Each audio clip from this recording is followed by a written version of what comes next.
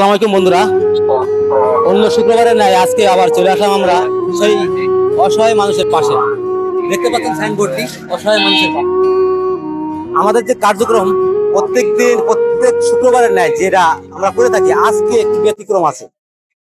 এতদিন আমরা যা মানুষকে খাওয়াচ্ছিলাম, আজকে একটু স্পেশাল আমাদের এক দাদা এটার অনার, এই অনারটা করছেন আমার এক দাদা, মাইকেল দাদা নাম করে। তাহলে হয়তো দেখাবো কিনা সেটা পরে। আর তা আজকে সম্পূর্ণ তিনি বহন করতেছেন।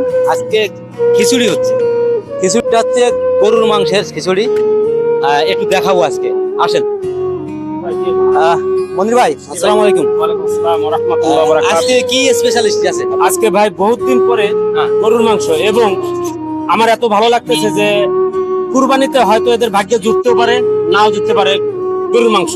তাই আমরা কুরবানির আগের সপ্তাহে গরুর মাংসটা দিয়ে তাদেরকে একটা জাস্ট ঈদ আনন্দ করা, ঈদ আনন্দর অগ্রিম আনন্দ, অগ্রিমের কি ঈদের আনন্দ, হ্যাঁ, যে গরুর মাংস দিয়ে আজকে আমরা এটা খাওয়াই দিচ্ছি। যদি তাদের ভাগ্যে জুটে, আর কোনো ভাই যদি সহৃদয়বান ব্যক্তি কুরবানির মাংস যদি এই আমাদের কুরবানির উপলক্ষে গরিব দুঃখীর মাঝে যদি দিতে চায়, তাহলে আমার সাথে যোগাযোগ করতে পারবেন, এবং আমরা ঈদের পরে সেটা রান্না করে তাদেরকে খাওয়াবো। এই স্থানটা কোথায় ভাই?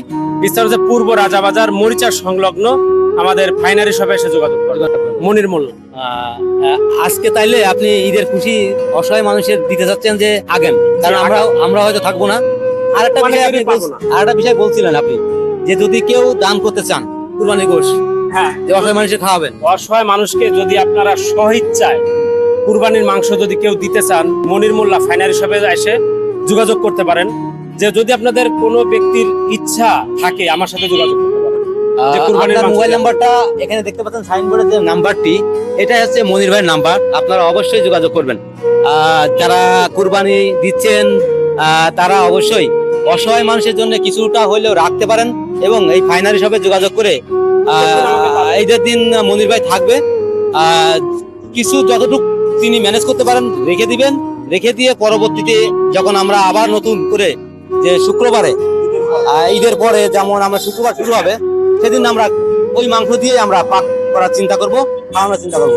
আশা করি আপনারা এইটা মনে রাখবেন এবং এই ভালো কাজের সাথে থাকবেন। বেশি বেশি ভালো কাজের সাথে থাকি বা অসহায় মানুষের পাশে থাকি, এটাই আমাদের প্রত্যাশা। আলহামদুলিল্লাহ।